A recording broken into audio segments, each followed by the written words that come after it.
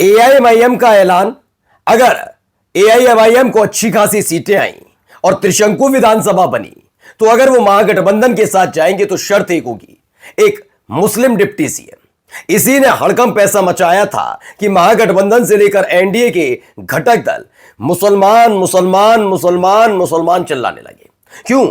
क्योंकि जो मुस्लिम समाज अब तक खामोश बैठा था उसने आंकड़े दिखा दिए थे कि हां बात तो सही है असदुद्दीन ओवैसी की भी, एआईएमआईएम की भी, कि 14% वाले तेजस्वी यादव मुख्यमंत्री दिक्कत नहीं, लेकिन जब 1.5 से 2% वाले उप मुख्यमंत्री हो सकते हैं तो ये 18-19% वाले मुस्लिम समाज को उप मुख्यमंत्री बनाने के बारे में कभी सोचा क्यों नहीं गया?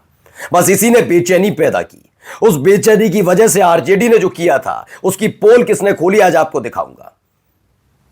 यही नहीं, चुनाव के बाद गलती से भी यह न कह दिया जाए कि ये एआईएमआईएम बीजेपी की बी टीम है। अब इसके लिए एक बहुत बेहतरीन इलाज हुआ, एक बड़े नेता का बयान आ गया है और अगर उस नेता की बात को झुटलाया गया तो यकीन मानकर चलिए दिक्कतें पैदा हो सकती हैं। और कहां खाई गई हैं कस्में वो भी आपको दिखाऊंगा कि एआईएमआईएम को कैसे भी करके ज्यादा से ज्यादा सीटें जितानी। तमाम चीजें। नमस्कार, मैं हूं प्रज्वल गौतम और आप देख रहे हैं टाइम्स एक्सप्रेस। सबसे पहले यह एक बयान दिखाने जा रहा हूं। असदुद्दीन ओवैसी बीजेपी की बी टीम नहीं है, यह इल्जाम गलत है।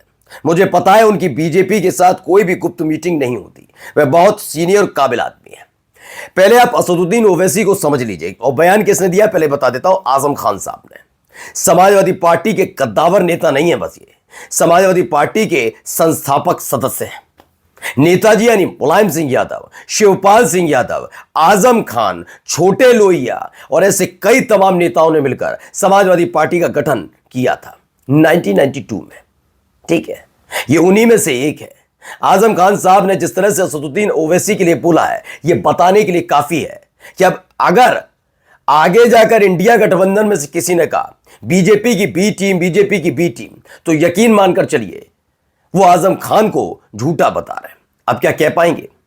दरअसल असदुद्दीन ओवैसी के लिए सिर्फ ये नहीं कहा जाता कि वो बैरिस्टर है, कि वो ये है, नहीं।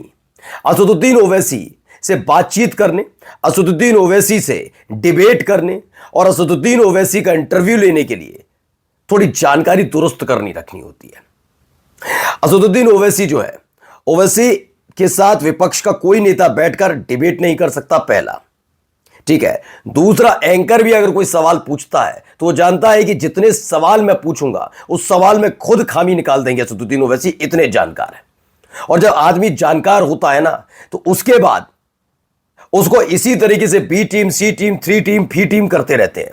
तो वही काम करने का चल रहा था। लेकिन मैंने शुरुआत में जैसे बताया था आपको 3 दिन पहले भी, ओवैसी साहब ने किया तो था।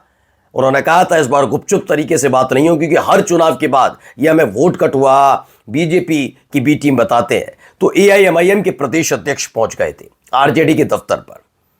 मैं मसला यह नहीं कह रहा कि एआईएमआईएम की मौजूदगी ने महागठबंधन की धार को कुंद कर दिया है, लेकिन यह बात भी सच है कि महागठबंधन की कई सीटें एआईएमआईएम की वजह से कमजोर तो पड़ेंगी। जीतेगा कौन, कौन हारेगा, मैं गारंटी नहीं ले सकता हूं, ना दे सकता हूं, लेकिन यह बात स्पष्ट है कि महागठबंधन को भी नुकसान होगा और एनडीए को भी नुकसान होगा। यह सिर्फ एआईएमआईएम और उनके मोर्चे की वजह से होगा, यह जानते हैं वो लोग। अगर यह फाइट सिर्फ महागठबंधन और एनडीए के बीच होती तो महागठबंधन का पलड़ा भारी था, लेकिन उस बात को ना मानकर यह गलती बहुत बड़ी करती है तेजस्वी यादव ने। क्या, अब आपको दिखाता हूं अगली खबर क्या है। देखिए, वारिस पठान है, बकायदा डिबेट बुला ली गई। क्यों बुलाई गई? क्योंकि आपको याद होगा कि जब मुसलमानों का जिक्र होना शुरू हुआ तो मैंने एक दिन पहले भी खबर दिखाई थी। आरजेडी के नेता हैं, मुस्लिम नेता खास तौर पर, उनको आगे अब किया जा रहा है कि मुसलमानों से बातचीत कीजिए, कोई काट लाइए, एआईएमआईएम जो कर रहा है उसकी काट चाहिए। तो उन्होंने कहा काट तो एक ही है, क्या? वक्फ संशोधन कानून, उसे वापस ले लोगे आप, उसे फाड़ दोगे, ये वाली बात कर देते हैं हम।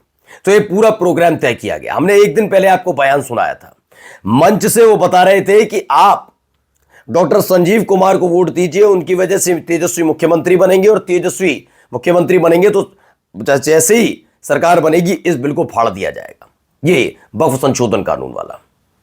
ये बात वो कहते हुए नजर आए। अब आप सोचिए, बीजेपी इन लोगों का, जबकि इनको बात किस पर करनी थी? क्या मांग रहा है भाई, क्या मांग रहा है इस देश का मुसलमान? उन्होंने कहा हमें अपना प्रतिनिधित्व दो, हमें हमारा प्रतिनिधित्व दो, बस खत्म बात। हम तो इतनी बात कर रहे हैं। वक्फ संशोधन कानून फाड़ दोगे, बिल फाड़ दोगे, ये कर दोगे, हम ये सुनने नहीं बैठे। हमने बात आज, क्योंकि ये देने के मूड में नहीं है, इसलिए बात डाइवर्ट कर रहे थे। अब इस पर भी सुन लीजिए। वारिस पठान ने यहां पर भी खेल कर दिया। वारिस पठान कौन है? एआईएमआईएम के नेता है।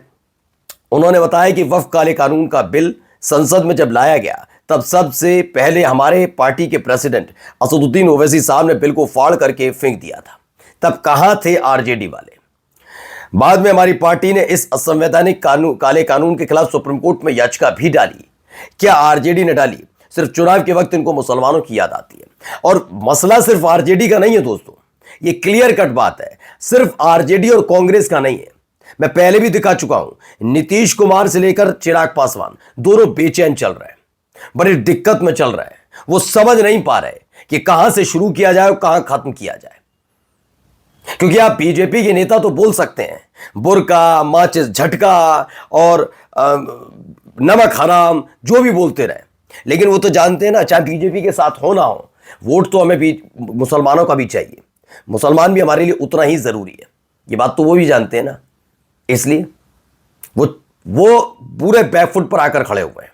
अब वो ये भी दबाव नहीं डाल सकते कि एक मुस्लिम उप मुख्यमंत्री होना चाहिए, क्योंकि बीजेपी साथ है। लेकिन जिनके साथ बीजेपी जैसी पार्टी नहीं है, इंडिया गठबंधन, वो भी उप मुख्यमंत्री की बात करने के अलावा सब तरफ की बातें कर रहा है। और आप देखिए एक महत्वपूर्ण खबर भी, जरा ये देखिए। का जो फैसला है हमारे सर आंखों पर है। जनाबे बैरिस्टर ओवैसी साहब ने जनाबे भाई तौसीफ आलम साहब को कांग्रेस का उम्मीदवार बनाया है। हम सभी अपनी जान की बाजी लगाकर उनकी जीत को यकीनी बनाएंगे।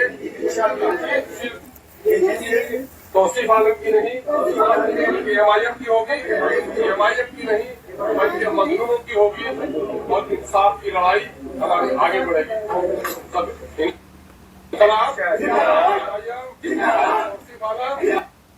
तो एक खबर निकल कर आई है, चुनाव से पहले ही ओवैसी कद्दावर नेता अख्तरुल ईमान ने जनता के बीच शपथ ली है। ये शपथ भी ज़रूरी हो जाती है ऐसे दौर में जब पिछली बार ही बहुत शानदार प्रदर्शन एआईएमआईएम ने सीमांचल इलाके में बिहार में किया था, 5 सीटें जीती थी। तब आपको याद होगा उनमें से 4 विधायक बागी हो गए थे। वो उन्होंने 5 साल तक तो सत्ता पक्ष में भी, कुछ समय सत्ता पक्ष का भी मान लीजिए और नहीं भी मानिए तो कुछ समय उन्होंने विपक्ष के तौर पर उन्होंने बिताया। लेकिन जब चुनावों का वक्त आया तो अब फूट फूट कर रो रहे हैं, क्योंकि उनमें से 3 विधायकों की टिकट खुद आरजेडी ने काट दी है। अब ऐसे में एआईएमआईएम फिर से मैदान में है, लेकिन उनकी नज़र उन प्रत्याशियों पर है जो दगाबाज ना निकले, जो पार्टी की टिकट पर चुनाव लड़कर जीत गए, उसके बाद कहीं पार्टी ना छोड़ दें, बगावत ना कर दें या फिर गद्दारी ना करें। नमस्कार।